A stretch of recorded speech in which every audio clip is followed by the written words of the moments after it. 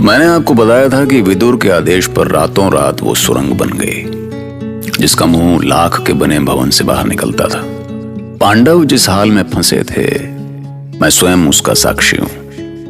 मैं आकाश हूं, मैं वो आंख हूं जिससे कभी कुछ नहीं छिपा, संसार की एक भी घटना नहीं। अब भीम तो तोड़ फोड़ वाला इंसान था, तो वो भवन की दीवार को तोड़कर बाहर निकलने को उतावला था, जबकि युधिष्ठिर शांति से बच निकलने की बात कर रहे थे। ऐसे में कुंती ने बहुत बुद्धिमानी से अपने बेटों को संभाला। रुको भीम, ये क्या करने जा रहे हो? कुछ नहीं माता, मैं जानना चाहता हूँ कि ये दीवार बनी किस चीज से। तुम्हारे तात विदुर की सूचना पर तुम्हें विश्वास नहीं है पुत्र? विश्वास है माता, पर मैं अपनी आंखों से कौरवों की नीचता देखना चाहता हूँ। कौरव कितने नीचे गिर चुके हैं, ये हमें बार बार सिद्ध करने की आवश्यकता नहीं है भीम। पर इस समय क्रोध या प्रतिशोध की बात सोचना भी हमारी मूर्खता होगी। पुत्र युधिष्ठिर, भीम ऐसी कोई भूल नहीं करेगा।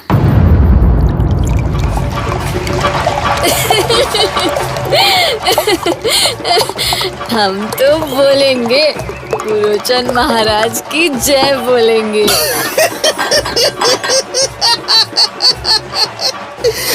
आप बहुत अच्छे हैं महाराज, आज तक हमें किसी ने नहीं पूछा। आपने पूछा, केवल आपने पूछा। आपकी जय हो महाराज, जय हो।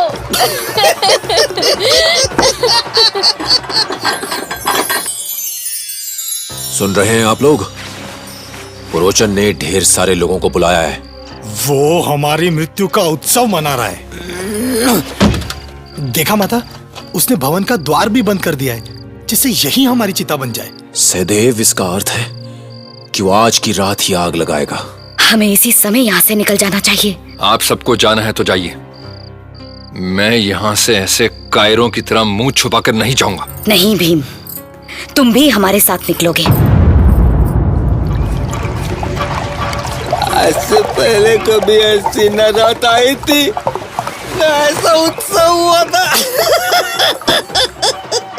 और न भविष्य में कभी होगा, क्योंकि ये उत्सव हस्तिनापुर के युवराज के सम्मान में हो रहा है। पियो पियो पियो और पियो, जी भर के पियो। कुछ घड़ी बाद इधर मैंने आग लगाई और उधर ये भवन पांडवों के साथ स्वाहा।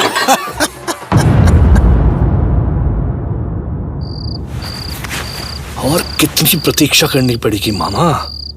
अब तक कोई दूत आया क्यों नहीं? शांत भांजे, शांत। ऐसी उतावली करोगे तो मुख जल जाएगा। षड्यंत्र का फल बहुत गर्म होता है, उसको फूक फूक कर खाना सीखो।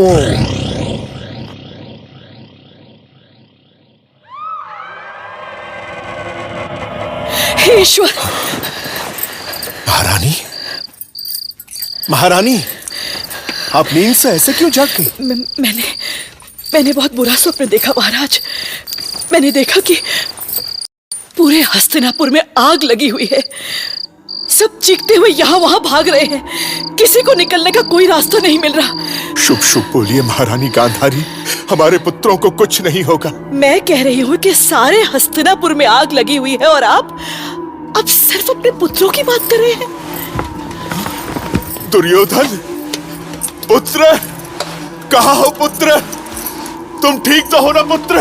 अरे क्या कर रहे हैं आप? क्या हुआ महाराज? दुर्योधन कहाँ है? उसे मेरे पास बुलाओ, वो ठीक तो है ना? मैं तो स्वप्न की बात कर रही हूँ महाराज। और आप भागने दौड़ने लगे? जाओ दासी, जाओ यहाँ से। स्वप्न कभी कभी सच भी हो जाते हैं देवी गांधारी, बल्कि भोर के स्वप्न अक्सर सच होते हैं। हे ईश्वर, अब कौन सा संकट आने को है?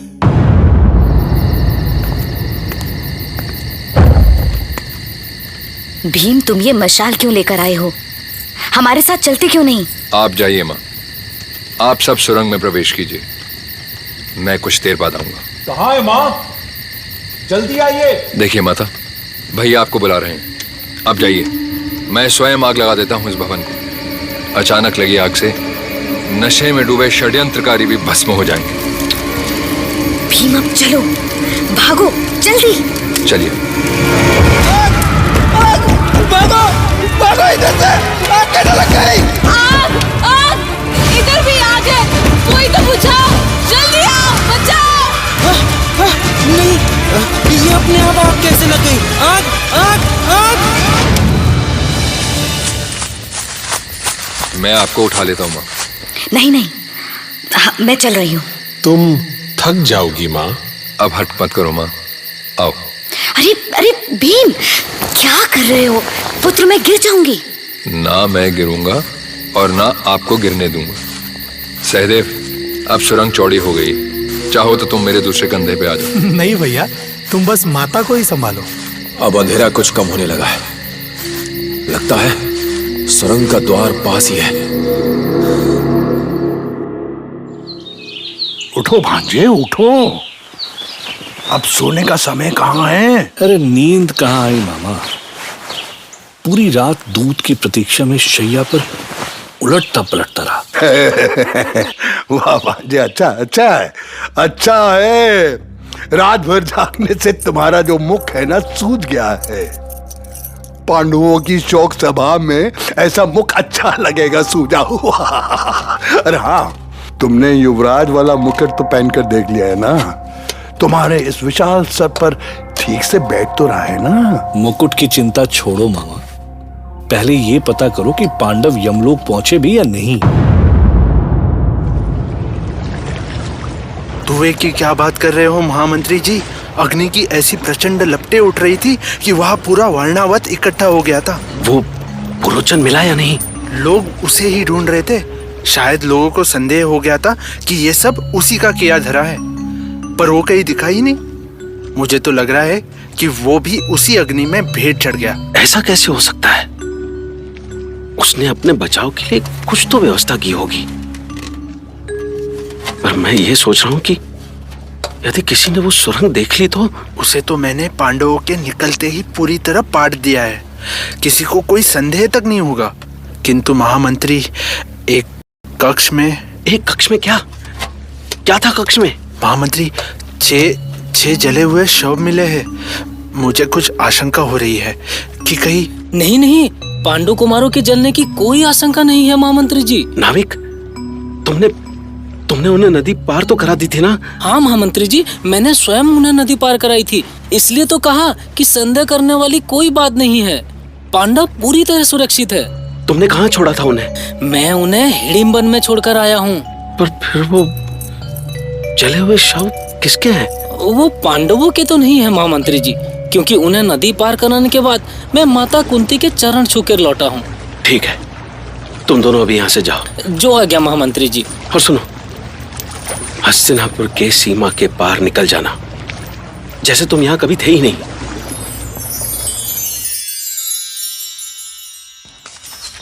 भीम पुत्र, बस करो, कंधे से उतारो अब हमें। अब इतनी भी नहीं थकी हूँ कि। तो क्या आपको लग रहा है कि मैं थक गया हूँ?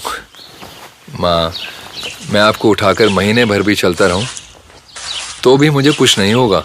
हाँ पुत्र भीम, पर हमें तेज भी चलना है माँ। हस्तिनापुर से इतनी दूर निकल जाना होगा जहां हमें कोई पहचान न सके। यहाँ तो जहां तक दृष्टि जाती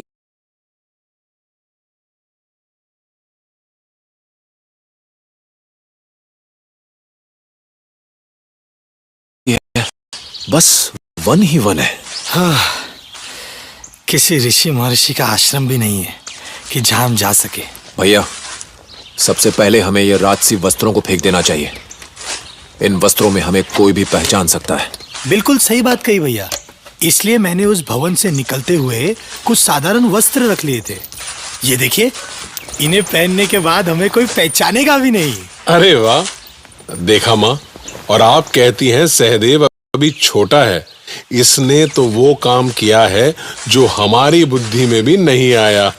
ये नकुल और सहदेव भले ही संसार में सबसे बुद्धिमान क्यों ना हो, पर रहेंगे तो सबसे छोटे ही ना। मेरे प्यारे पुत्र। वारणावत में क्या हुआ महाराज? अधर्म हुआ है, अधर्म। हमारे महाराज अपराधी है, अपराधी है, अपराधी है। हम ये अत्याचार नहीं सहेंगे, नहीं सहेंगे, नहीं सहेंगे। इस जन समूह में कोई है ऐसा जो इस आक्रोश का कारण बता सके? कोई ऐसा जो ये बता सके कि महाराज ने कौन सा अधर्म किया है, कैसा अपराध किया है महाराज धृतराष्ट्र ने? पांडवों की अकाल मृत्यु नहीं हुई है पितामह, वध हुआ है उनका, वध हुआ है।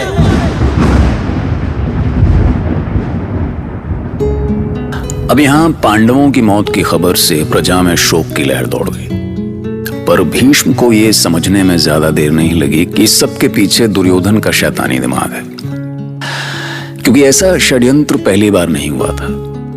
पर सच्चाई केवल विदुर को पता थी, लेकिन वो जानते थे कि पांडवों का भला इसी में है कि अभी वो कुछ समय तक चुप रहें, मतलब वनवास से पहले एक और वनवास। सुनते रहिए महाभारत।